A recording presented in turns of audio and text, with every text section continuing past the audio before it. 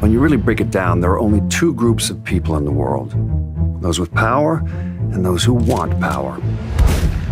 Take your hypothetical overworked, underpaid cab driver in Lost Heaven who finds himself on the payroll of a prominent crime family. Where to? Anywhere. Fast. Suddenly, we're not talking hypotheticals, but about Tommy Angelo and his work for the Salieri crime family. But there are times when the work doesn't fit the man. Take when Tommy cornered Salieri's man, Frank Coletti. Frank, the Don sent me. Coletti had gotten pinched and became a federal informant, and, no surprise, Salieri wanted him in the ground, pronto. Coletti told Tommy he did what he needed to do to protect his family, and there was something about his story. The wife, the kid, it hit home for Tommy, and Coletti walked. When Salieri found out, he ordered a hit on Tommy, and that's when Tommy Angelo did what was best for his own wife and kid, entered witness protection.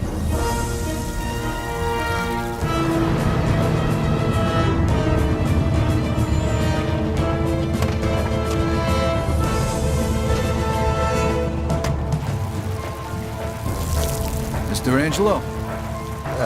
Yes? Mr. Salieri sends his regards.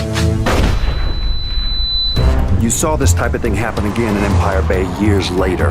Different circumstances, different people, but consistent.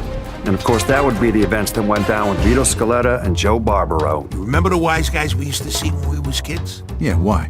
The guy we're meeting here was one of them.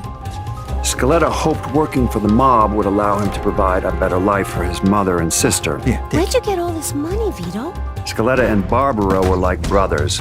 In those days, you were hard-pressed to be able to hire one and not end up with the other at his side. You have to understand, the mob's a group of people who do just about anything to get what they want. Sure, they may throw around words like family, but there's no such thing as loyalty in their world, not really. What'd they tell you, Vito?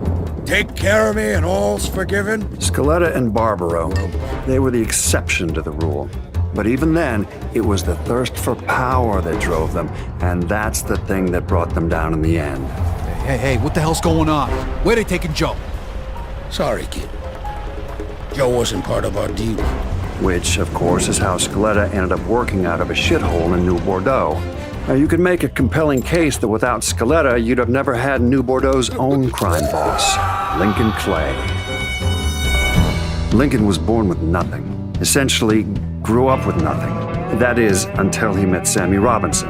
In Lincoln, he was forever bonded to Sammy and his brother Ellis. And despite of all the crimes he committed, I have no doubt he'd have laid down his own life for either one of them.